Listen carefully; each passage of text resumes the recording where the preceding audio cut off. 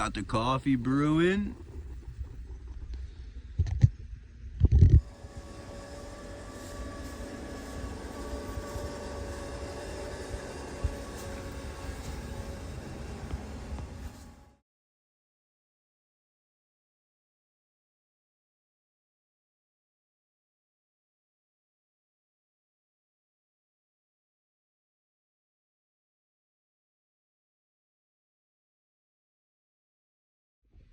What's up, everyone? Welcome back to the channel. I got these parts today finally, so let's get right into it. I got the valve cover off the bike. I got the buckets out and the shims out as well already. Make sure you set this thing to top dead center when you're doing this. Camshafts are a little crooked right now because I pulled the buckets out. You got one on the bottom that lines up with the cylinder, one on the top. Same for the other side. It just looks out of whack because I pulled the cam sideways, like I said. One matches up right there, one on the top. Come down here, check the sight glass. Boom, dead on the money. The top one. All right, let's get right into it.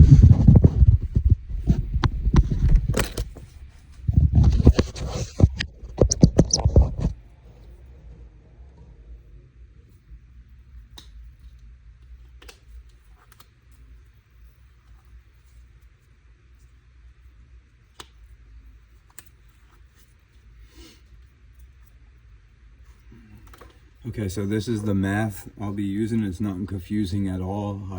I'm not good with math at all, so this is kind of a easy formula if you're not good with math or anything like that.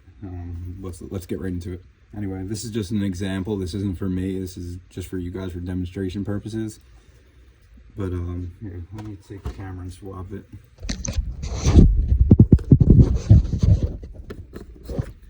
So you got your existing clearance that was measured with a feeler gauge. This is just an example, but let's just say it was 13. Then you're gonna take your digital caliber and you're gonna measure your shim, your actual shim size that was under the bucket, which would be this, for example. You add them two together, you get this number. You take that number and you minus what you want your valve clearance to be. Let's just say I want it to be between 17 and 20. So I'm gonna go for 18. I want my valves to be at 18. Then you minus that and you get 275. Boom, that's your new shim size right there, 275. Simple. Sometimes in some cases, like for me when I did this, excuse me, you'll have to round. I already did the math, like I said, because I'm not good with math, so I did it beforehand. Anyways, sometimes you might have to round up or down using increments of 5, just like it says on here. If you read the stuff, it'll tell you don't go past increments of 5 when you're trying to do this, because you can mess something up when you put it back together and you try to start it. So always make sure you double check, triple check, whatever you got to do.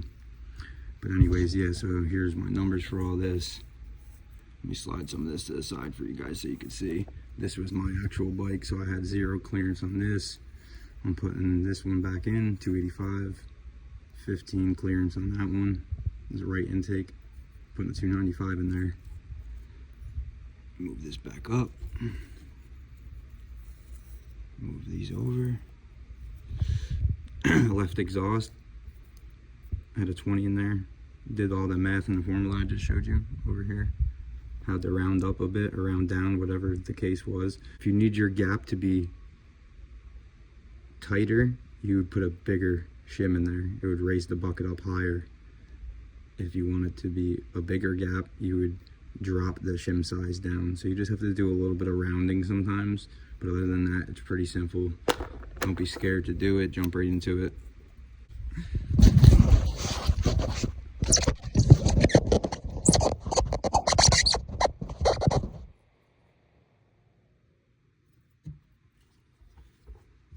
Out of the way.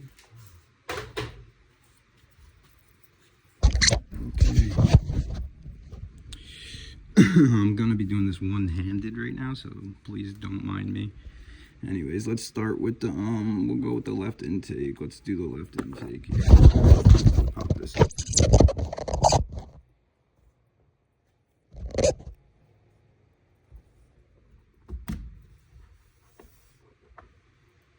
Alright, on the paper we got a 285. Let's see, 285 for the left intake. We'll come down here, 285. Make sure it's 285. 285, you guys probably can't even see that number on there.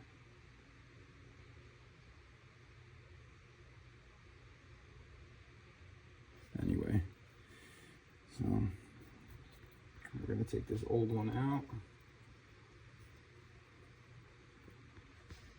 Sometimes they get stuck in there like mine did. Just take a magnet or something, your finger, anything, pop it out.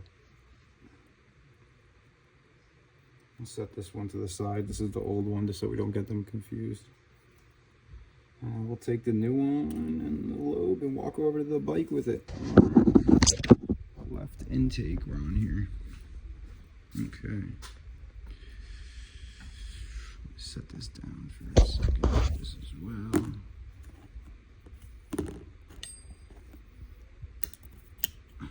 Dealing with this magnet is so annoying one-handed.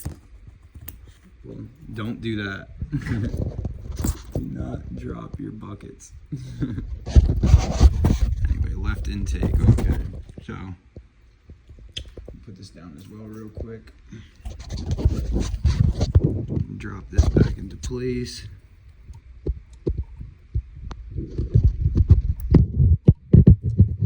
Alright, that's back into place. Now we're just gonna lift this one up and over, just enough room to get in there and work. I only do this because it's easier to do this than to take off, you know, the whole chain and then have to deal with the timing again. So this is just an easier way to do that. Anyway, let's get that. That's where my feeler gauge is. Oops. All right, left intake. Let's do it. Throw the shim in there. That shim right down in there. Perfect. Just want to make sure that thing seats in there good. Make sure it's in there. Wiggle it with your finger and make sure it's in the right spot. Okay. Take your bucket. Make sure you put a little oil on them. I pre-oiled mine before the video. Drop the bucket right down in there.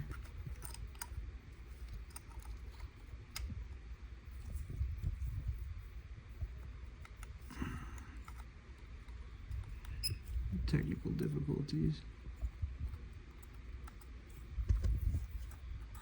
You shouldn't have to force it in at all, so it should slide down in there nice and easy. Anyways, that's one down right there, one done.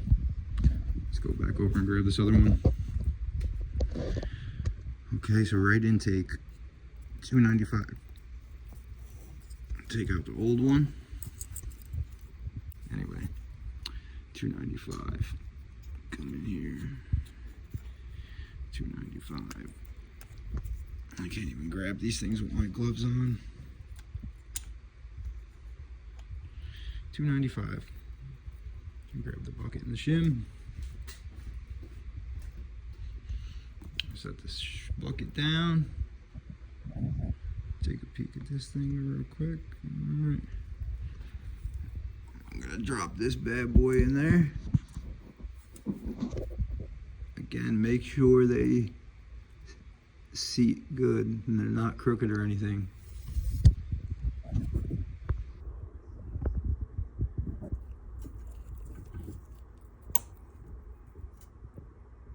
They just sit right in there.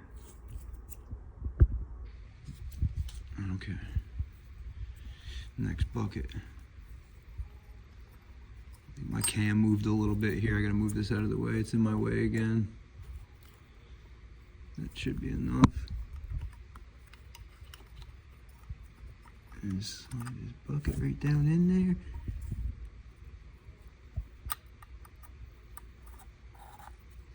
Boom. Oh, I'm sorry. That's one side done. I got intake done already. Now the exhaust, we'll just pull this cam up. If I could do this one-handed, it's not hard, it's just stuck in there a little bit right now. Okay. Get this one up and out of the way.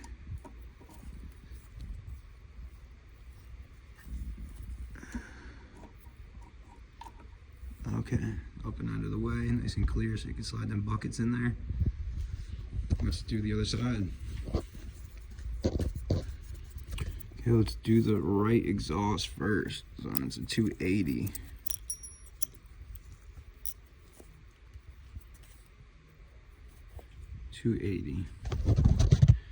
Come over to the board. Grab a 280. If I can grab it. I got so much oil on my gloves.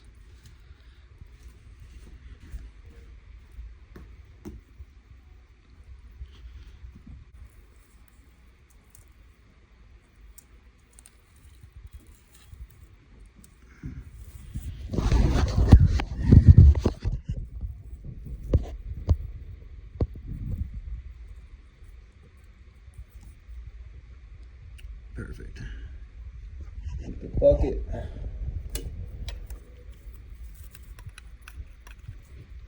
I'm gonna drop this bucket down in there.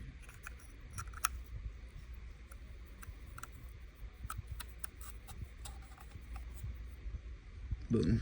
Let's do the other one. Okay, this one calls for a 3.5.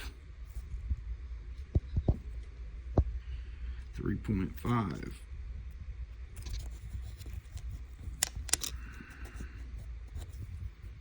Okay. If I can grab the thing. All right. Set this bucket down for a second. Make sure you do not drop anything down this cam chain side too, because if you do, it's going to be a nightmare. You're going to have to pull the head off.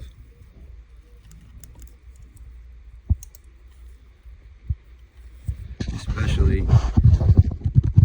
when you take off, or when you're popping out the valve cover, you got your keepers that sit on top of your cam lobes.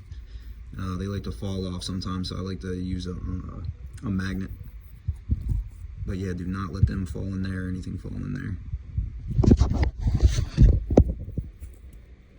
Anyway, put it down in there. It's nice and flush. It's in the right spot. Give it a wiggle. All good. Take the bucket. Take this bucket and we're gonna slide it right. Oh, that's what you don't want to do.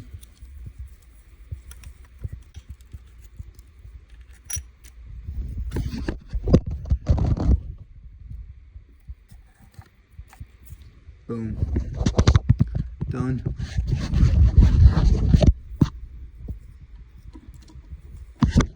Oh, sorry about that. I dropped my phone and caught it at the same time.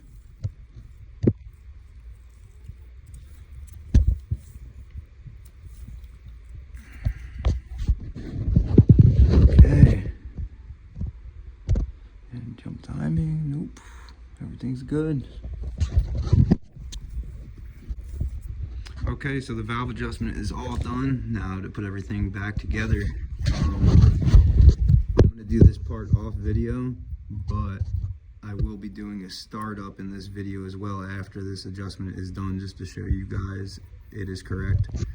When you reassemble this, like I said, do not forget to put your keepers back on top of these things, guys, and torque these down to 7 foot-pounds of torque to valve cover bolts in a crisscross pattern.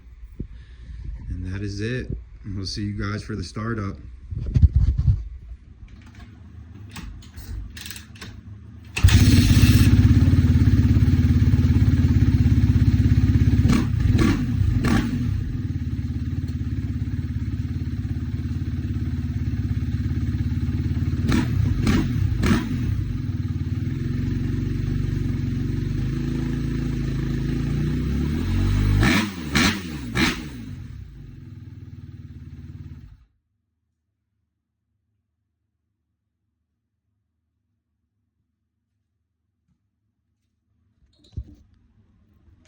She starts up like a dream. Can't wait to take her on her first ride this weekend. Y'all comment if you got any questions or anything like that. Thank you guys for watching.